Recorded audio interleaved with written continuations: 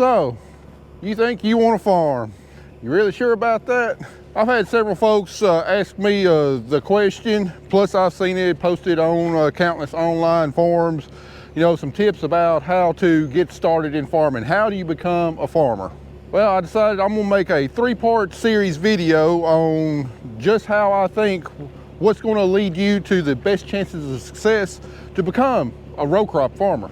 This video 1, I will deal primarily with how do you initially get started once you decide you want to farm, maybe some of the processes that you need to go through that might actually give you an opening into the agricultural industry. Video 2, I will focus on all the agronomic things that you really need to focus on in order to be successful when you first start farming. And then finally, video 3, I'll focus on what's perhaps the most important, the business aspects that you really need to focus on to ensure that you're able to stay in business. So stay tuned after the intro, we'll start diving into it.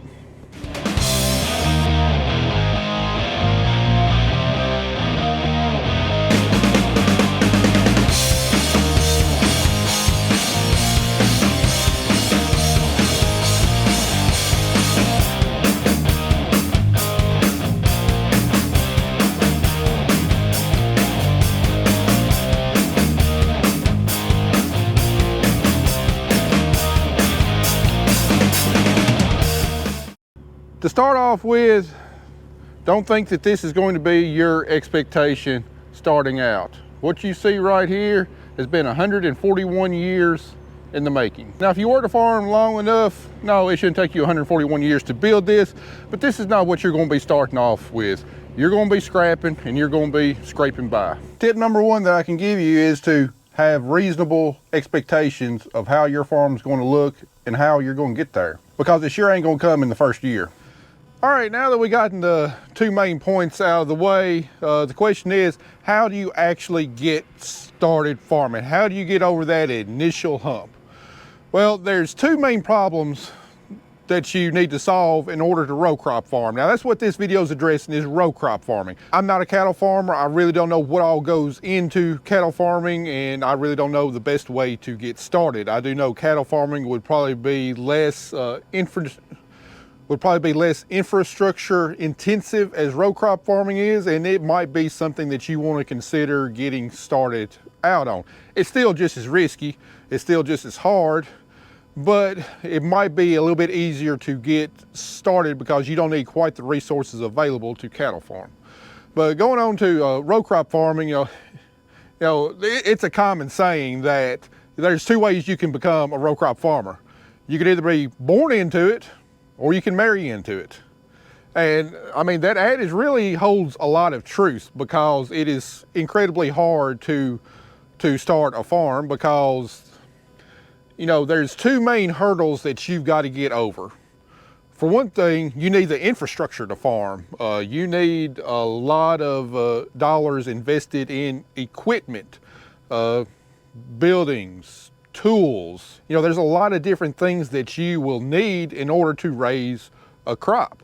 You know, out here, you know, we need multiple pieces of equipment, and we might only use a piece of equipment for about 2 weeks out of the year, but it serves a purpose, and we need it because, you know, without it, you know, we can't raise the crop that we need to grow.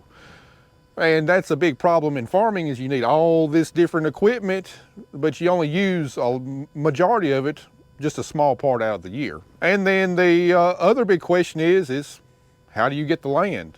You need land, you need acres in order to grow crops on, just like you see behind me. Land is getting harder and harder to buy, definitely getting more and more expensive to buy, getting a lot harder to make it pencil out and cash flow just by growing crops on it. And then, but still, the vast majority of land, the vast majority of farmers have to rent a big part of their land. And since you've never farmed before, it's going to be almost impossible for you to have the contacts that you need in order to find the land to rent. Plus, you don't have any kind of reputation, and for a landowner to trust their investment, their property with you, is going to be really tough for them, because you don't have any kind of history. People don't know you in the community, how well of a job that you'll be able to do, how much revenue that you'll be able to generate that landowner. And to me, those are the two biggest hurdles that has to be overcome. But I do think that there is a solution. You know, I've thought long and hard about this. You know, if I were not to inherit the farm that I own, if I were not to be a fifth generation farmer, how would I go about trying to start my own farm? So I've also got the added advantage of being able to tell you that if you go about this route I'm about to tell you to a certain type of farmer, there's probably a high degree of probability of success with that. Now, unless you just happen to have a very rich family member, a spouse who brings in a lot of disposable income, or you got really, really good friends, I think the best way to go about to actually starting your farm is to go work for another farmer. And that's going to serve a lot of advantages because, for one thing, it would give you the training that you need on working on a farm, a lot of different things that you need to look for, a lot of different things that you need to learn, because most likely, if you've never, if you haven't been on a farm very much, or maybe you just worked a little bit on a farm in high school, you know, there's a good chance that you might think that you know a lot about farming, but in reality, you probably don't. I know when I had to take over our farm at the age of 25, when my dad passed away, that I thought I knew everything. It's only by the grace of God that I'm still in business, because I found out quickly there's a lot of stuff that I don't know. And here we are 18 years later, and I'm still learning new stuff every year, and I will be until the day that I quit farming. But I'm not telling you just to go work for any old type of farmer. I think that there's a certain type of farmer that you need to go out there and work for. I would encourage you to go look for a farmer who doesn't necessarily want a hired hand, someone to drive tractors. Go look for a farmer that's very well respected in the community as being a good farmer, an innovative farmer, you know, really focusing on taking care of the land and not just trying to get maximum yield. Focus on someone who can value the things that you would bring to the operation other than labor.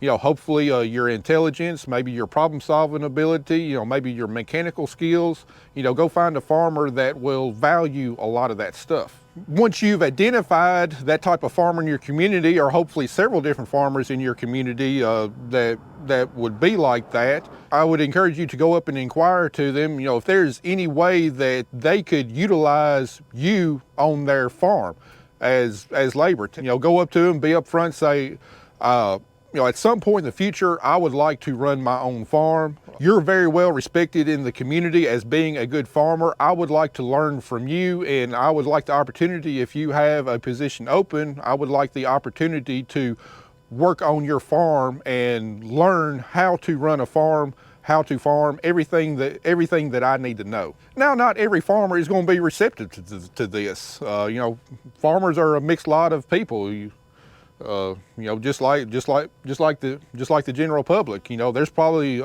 I think there's quite a few farmers out there that would be open to someone like that. I know me personally, I would. And in fact, Andy, who's spraying our wheat right now, you know, we just hired in December. You know, I told him that's what I was looking for. I wasn't just looking for a hired hand. I was looking for someone who wanted to be an integral part of this operation that would help take some pressure off of my shoulders, that wouldn't just be a steering wheel holder, but, you know, once he got trained, you know, he would hopefully look at himself as, you know, an integral part of this farm to help me solve problems and manage the crop even better than what I'm currently doing. But anyway, go up to that farmer, you know, be open and tell him you'd like to work with him for a few years, learn a lot of the ins and outs, and then approach him about the opportunity of maybe you farming a little bit of your own ground on the side.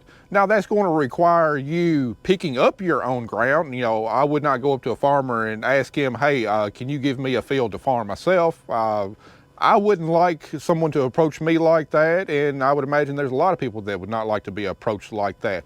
You know, go out and get your own ground, but ask the farmer if maybe he could help you identify some tracts of land maybe that he's heard that's come available, but the ground is maybe a little bit harder to farm, maybe a little bit of type of poor ground, and he's really not interested in it.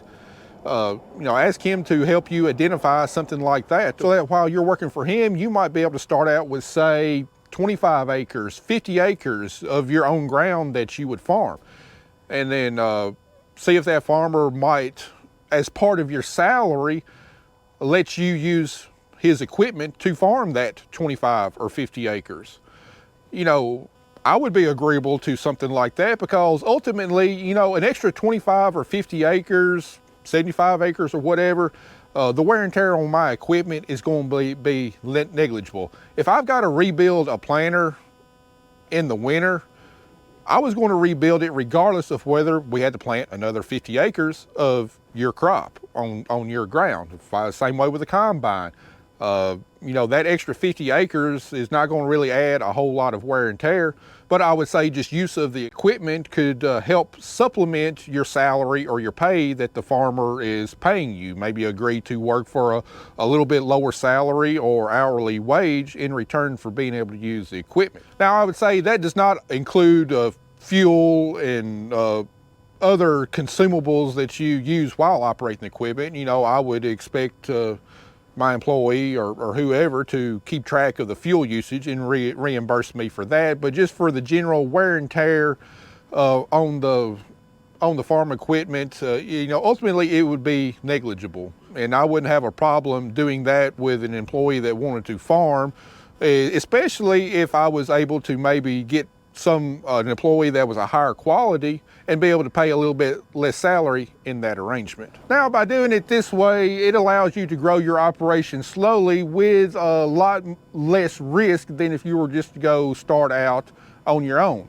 It allows you to get a reputation out in the neighborhood, the community of tending the ground and being someone who knows how to produce a crop. You know, it also lets you understand from the farmer's perspective, you know, what it actually takes to growing a crop. It actually will make you a better employee because you're just not doing the task that your boss assigns you. You're actually going to be able to see from his point of view what goes into growing a crop, which will make you a better employee if you really work at it. But anyway, I think that's a good way to get initially started, get over that initial hump, because realistically, to do it just on your own, it's going to be really, really hard to get the financing you need to be able to purchase the equipment, to be able to purchase the infrastructure. It's going to be dang near impossible to acquire land unless you're wanting to pay through the roof cash rents, which is not going to endear you to other farmers in the community for driving up rent prices. Plus, it's going to exponentially increase your risk of going out of business if you're guaranteeing a lot of money up front to landlords. But anyway, after initially going that route, you know, start trying to slowly acquire more acres.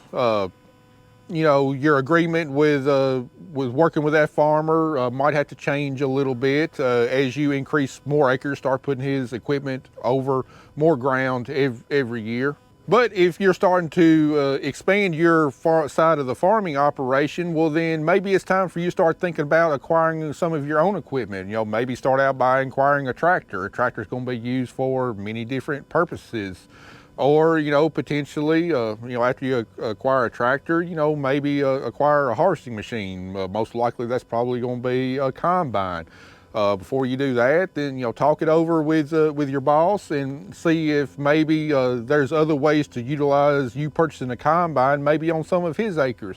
Maybe his operation has grown and he doesn't really want to invest in a second combine, so maybe he could pay you a little something to custom harvest some of his grain. You know, there's a lot of different ways that if you're open-minded, if your boss is open-minded, that you can approach this to actually benefit both parties. And then the ultimate solution is, and this is going to be a little bit more difficult, but, you know, perhaps find a farmer who been farming a long time. Maybe his plan is to retire in 5 years or 10 years or whatever. You know, plenty of time for you to acquire a wealth of knowledge from that farmer. But, you know, maybe he doesn't have anybody that's going to take over the farm, you know, any family members, a son or a daughter or niece or nephew. Maybe he doesn't have anybody that's going to take over the farm when he retires, and then he'll be forced to sell out. You know, this could potentially be a very good opportunity for you after working for him for several years to potentially take over the farm, to buy him out. You know, maybe buy all of his equipment that you're familiar with. It should definitely, if you've been a good employee, it should definitely give you a leg up in potentially renting any ground that he's having to turn loose of, or renting any ground that he owns. So, you know, that if I were going to do it from scratch, that would probably be my ideal farmer. I would probably be looking for someone between 50, 55 years old, doesn't have any kids or relatives, that's going to take over the farm whenever he decides to hang it up. Very well known in the community, very well respected in the community, really knows his stuff, and go work for them with hopefully the long-term goal of potentially maybe taking over that farm, you know, whenever he decides to hang it up. And then there's other arrangements you can work off of that, rather than that farmer having to sell all of his equipment outright as soon as he gets done farming, potentially taking a pretty big tax hit. He could self-finance that equipment to you to where you pay him back over a course of several years, which would actually lower the tax liability for that farmer and improve his retirement income. So to me, that would be the absolute ideal situation, probably the lowest risk way of starting a farm and ensuring that you're probably not going to go bankrupt right off the bat. And I do believe there's quite a few farmers in that kind of situation that would be agreeable to that kind of arrangement with a very good employee that's going to stay with them until they decide to hang it up. I know I would have a lot more peace of mind knowing that I've got an employee who's not going to leave me and go off somewhere else for better pay, because he's actually invested in this farm and, you know, hopefully wanting to transition into this whenever I decide to hang it up. So that being said, if you're not able to find that type of situation, I mean, it's still possible to become a farmer, but the risk drastically increases. I know one of my former employees was able to start his own farm, but the biggest reason that he was able to start his own farm is that he didn't have to go out hunting for land. There was a certain individual that owned a lot of land that knew that this person had been trained by me and knew his stuff, and was a young, up and coming, had the wherewithal to be able to farm and really look at running a business and making, you know, this person money. So all my former employee had to do was he had to acquire the equipment. So he had half the problem solved for him. He just had the other half of the problem to solve. So, I mean, if you're coming to a situation like that, it can work. However, the big problem is that this equipment costs a lot of money. Now, you don't need the latest, the newest stuff to farm. You can do a whole lot of farming with older equipment. Hopefully with the goal of eventually getting to later model equipment that's maybe more reliable, has more technology, stuff that will save you a little bit more money whenever you're out in the field. But starting out, when you're identifying your equipment needs, you know, what's going to be your first purchase? I mean, obviously the first purchase needs to be a tractor. It needs to be a good sized tractor, preferably mechanical front wheel drive, needs to have enough horsepower to pull the implements that you're planning on running now. And then if you were to upgrade to a little bit larger equipment shortly thereafter, still have the horsepower and the weight to pull that equipment. You know, I would definitely suggest something in the 180 to 250 horsepower range as being your first tractor. It might be a little oversized for some operations, but say you decide to upgrade planters to a bigger planter, you still got a tractor that's capable of pulling that planter. Now, once you got your tractor, what's the next thing that you need to buy? A lot of it depends on the crop that you're going to be growing. If you're just going to be growing corn and soybeans, or corn, wheat, and soybeans, you know, normally I would say a sprayer needs to be the next thing that you need to buy, because the sprayer will make you more money in the long run by being very timely with your application. Because if you depend on custom operators to custom work your field, whether it's harvesting, spraying, planting, or whatnot, any delay in spraying, if you need to spray, can drastically affect yield more than maybe delaying planting a little bit or delaying harvest a little bit. So normally I would say a sprayer. But first thing you need to do is look out in your community and identify what's available as a custom operator. You know, if there's a plethora of people out there that can custom spray, well then maybe you need to look at a planter or a combine first. Or if there's plenty of custom harvesters out there, well then maybe you need to look at a planter and a sprayer. You know, identify the resources in your area and then what it's going to cost. Now, all that being said, there's no substitute to you owning your own equipment and being able to get in the field and do timely operations, whether it's planting, spraying, or harvesting. But I think the most timely on the spraying would benefit you the most. But if you're only growing corn or soybeans, you're only looking at making just a few applications to your field, so it might make more sense to go with a planter or a combine. Now, if you're like me and you grow cotton, I would say a sprayer would probably definitely be the #1 priority, because you have to be even more timely with cotton than you do corn or soybeans. Now, if you're going other crops, peanuts, rice, anything else, their needs on tending them is going to be a little bit different. I would say probably, if a sprayer is your #1 need, combine, a harvest machine would probably be your #2 need. There's quite a few combines out there, relatively cheap. You might have to work on them, you might have to rebuild them, but a combine can be had for relatively cheap. And once your crop is ready to harvest, nothing good is going to come out of it. It's going to be losing value every single day. So rather than relying on a big operator to come in there and harvest your crop, most likely they're probably going to put your crop last or not be harvesting your crop at the ideal time, and you've already lost revenue. So I would put a harvest machine as your next highest priority. And then lastly, one of your lower priorities should be a planter. And for this reason only, being very timely with the planting is critical on raising good crops. However, you really don't know when the best time to plant is going to be. Generally, planting earlier is better than planting later as far as yield, but that's not completely set in stone. It all depends on the weather the rest of the year. Sometimes planting later will actually yield more than planting early, but you don't know that. So by getting your crop custom planted, even though it might not be planted at the ideal time, you won't know that until the end of the year.